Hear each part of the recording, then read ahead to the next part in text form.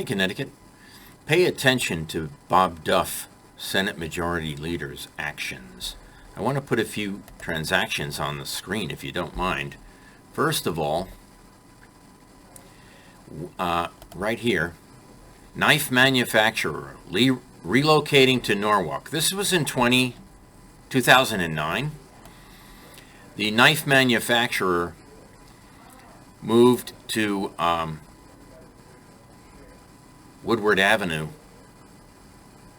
and Meadow Street, and they obtained a loan from the state for $750,000 to assist with the relocation, and 30 employees were moved to Norwalk.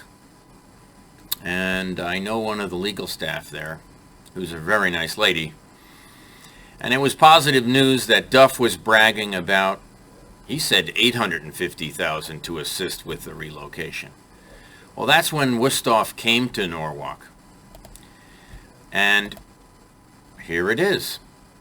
Wustof, Trident of America, Inc., forced to downsize their plant. They moved from Briarcliff Manor to Norwalk, which has subsequently been closed after a grant from Connecticut to move here. So that's how your money's being spent. No contingencies. Wustof invested $2.5 million, and the State Department of Economic and Community Development met with a loan. Will loan the company $750,000. So here's another corporation in Norwalk. Here's the announcement of the closure. Cooking at home under lockdown. We found last week they've permanently closed the outlet store in South Norwalk.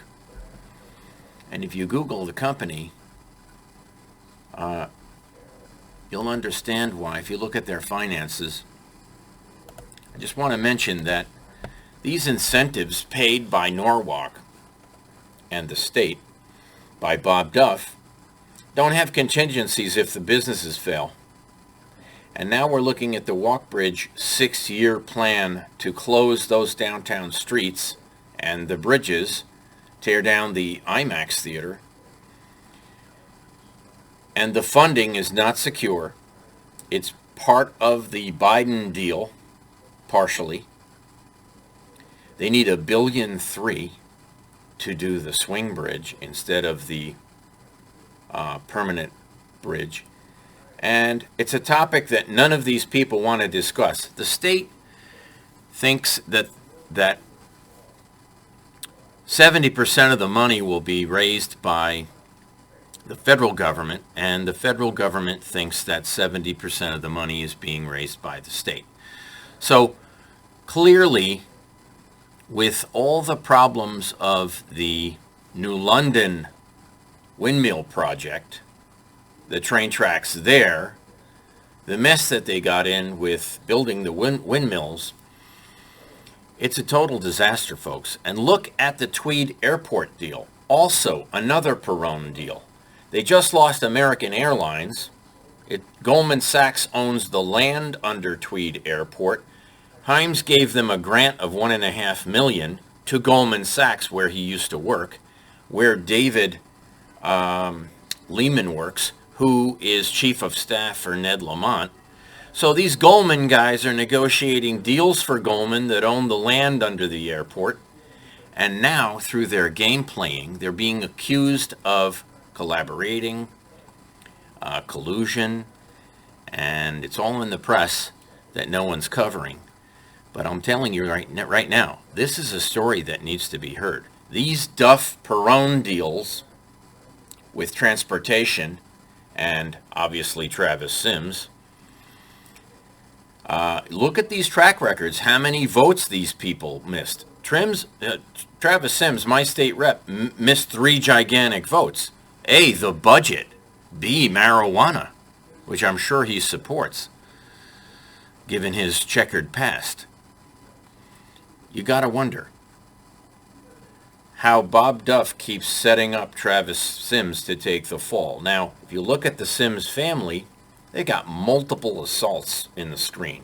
His daughter has 2, his brother has 1. He has multiple assaults from his past. So why is Norwalk continuously voting in people and families that assault everyone?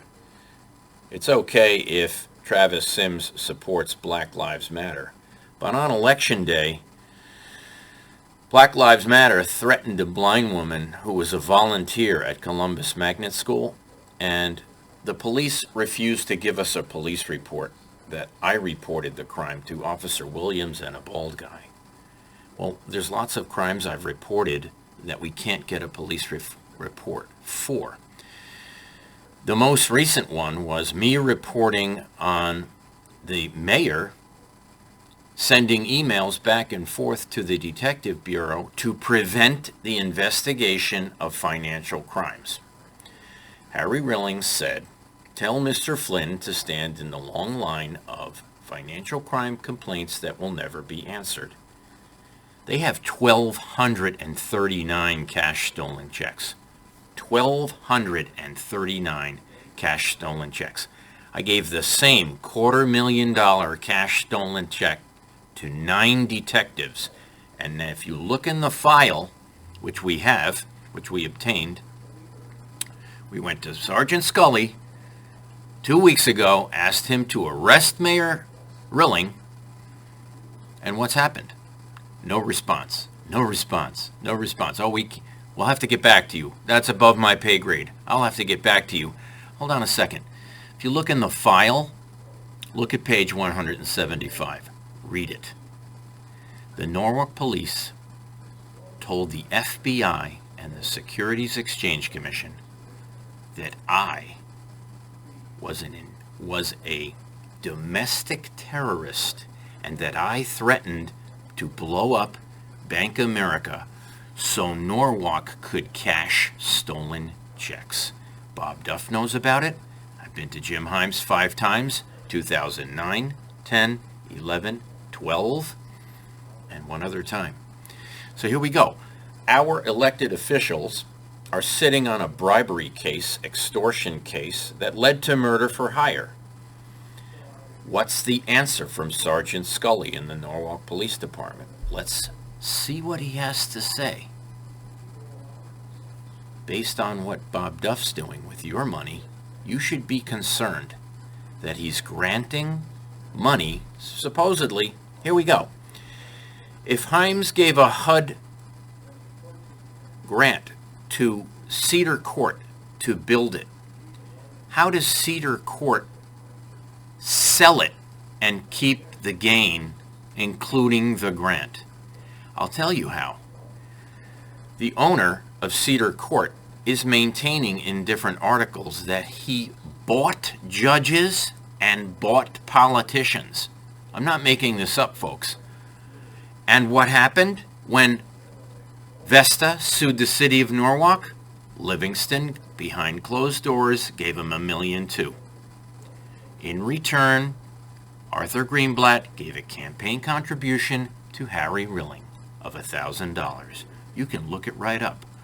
Why would a person who sued Norwalk for unscrupulous activities, breaches of contract, all types of questions about unethical practices, why would, after settlement from Norwalk receiving your tax money, would the guy who claims to have bought politicians write a campaign check to your mayor? And why would he accept it? There are stories of Cedar Court, what's happening. The bedbug situation there caused a woman with cerebral palsy to have 2 blood transfusions. Yes, she ended up leaving and moving out. Thank God. Her boyfriend, unfortunately, had drugs planted in his apartment by 2 confidential informants, Ron and Nicole, who didn't deny it. Actually, they sung like birds. And the police reports all say things that are not true. And you need to wonder now why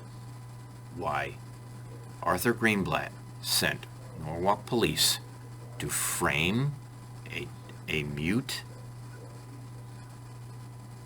Vietnam veteran who died 6 days after his COVID shot